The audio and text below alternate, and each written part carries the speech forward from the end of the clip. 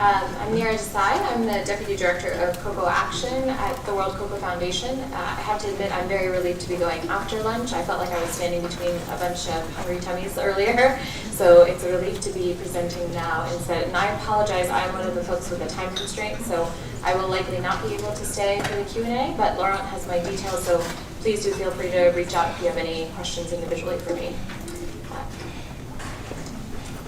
So a little bit about Cocoa Action for those of you that don't know. Cocoa Action is WCF's leading strategy aimed at a rejuvenated and economically viable cocoa sector in 2 countries in West Africa. And I'll talk to you a little bit more about how that all comes together and what that vision looks like for us. Cocoa Action is a commitment by 11 of the leading cocoa producers and manufacturers working towards a truly cocoa sustainable industry. And I think what's unique about this effort is this is really the first time that the industry has voluntarily come together to work on cocoa sustainability. So whereas in the past companies have been working individually towards their sustainability goals and there's been a competitive element to that, Cocoa Action is looking at the pre-competitive or non-competitive elements where companies can align and focus on the overall sustainability of the cocoa sector. Cocoa Action companies have committed to reach 300,000 farmers in Ghana and Cote d'Ivoire by 2020 through 2 interconnected packages. And I know we've talked a lot today about the productivity side. We've looked at a lot of the economics of this. And what we are focused on really is both sides of this. So we believe that our theory of change is predicated on the fact that the changes in the productivity side cannot occur without equal and corresponding interventions in the community. So those pieces are tied together. So for farmers to be able to have healthy, thriving livelihoods, there's also an element linked back to what they're doing on their farms. Our work is split out into 8 thematic areas, and this gives you just a broad overview of how we're broken up. And one of these areas for us is farmer economics. So that means understanding the dynamics and implications of farmer livelihoods. And part of this work is what we're going to talk to you about today.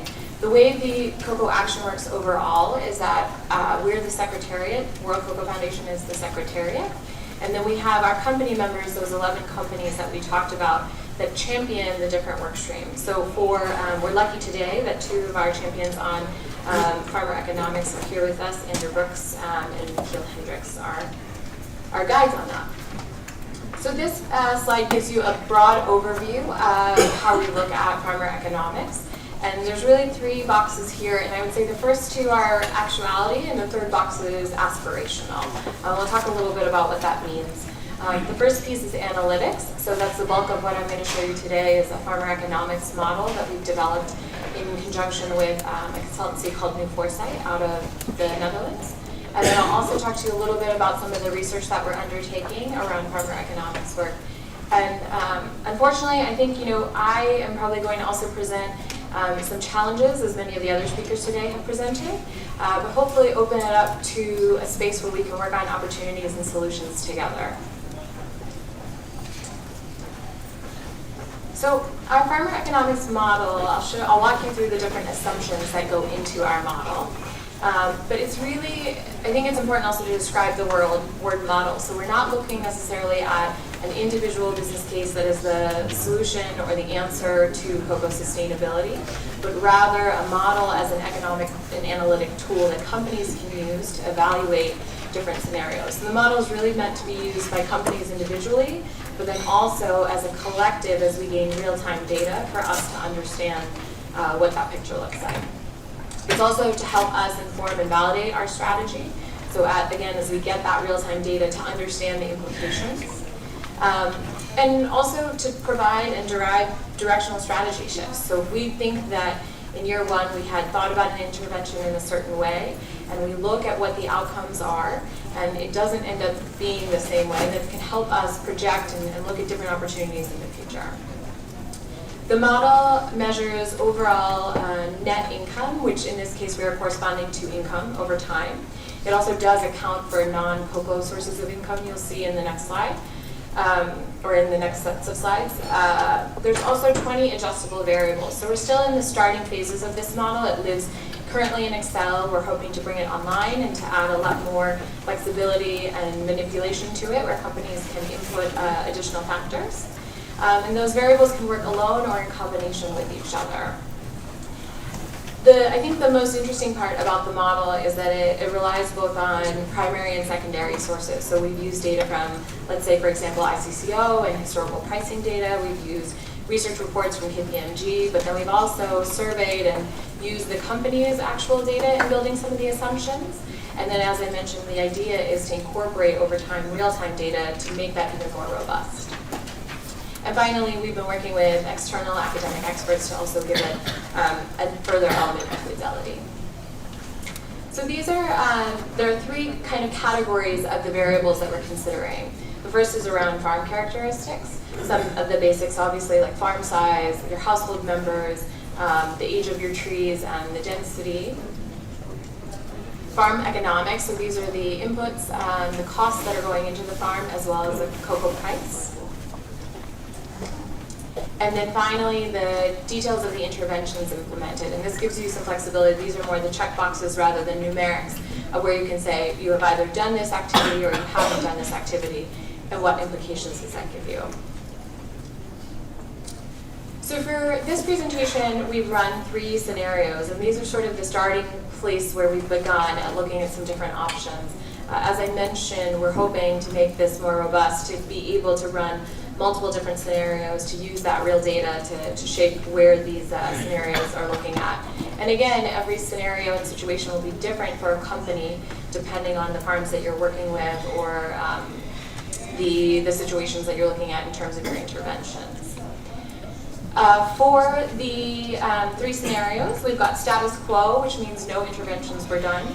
We have a 3% replanting rate, and then we have a 10% replanting rate. And you can see on the side some of the assumptions that takes into account. Essentially, no interventions means no gaps, no fertilizer, no crop protection, and scenarios B and C take into account some level of that occurring.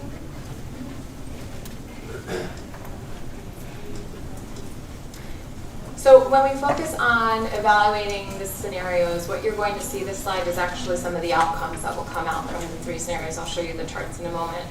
But I think, one of the big things is if we're looking overall to increase productivity, if our goal is really to double yield by 2020, we really have to pay attention to what's happening in terms of productivity and income. And I think importantly this morning, we already talked about some of the challenges of just defining that term of what is a livable income. So we've made some assumptions about that, but again, that's still an area that we're working through with many other partners to really validate what that term means.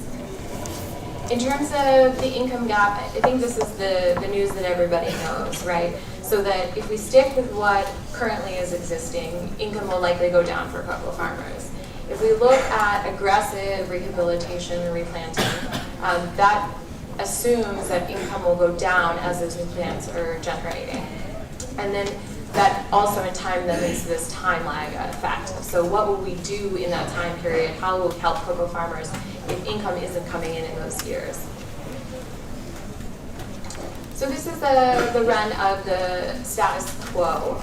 And this shows that cocoa income is decreasing over the years, and the main reason really being the old age of the current stock.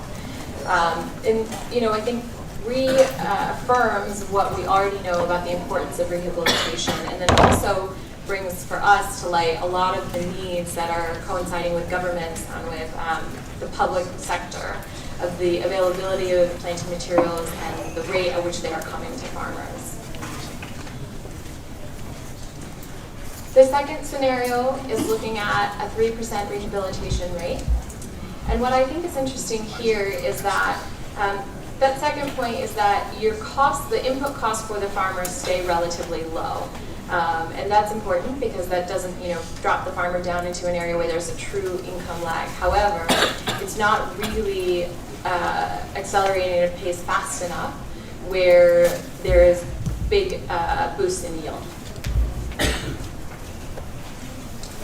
And then in the third scenario, we have an initial income drop, which we call an income gap in this case.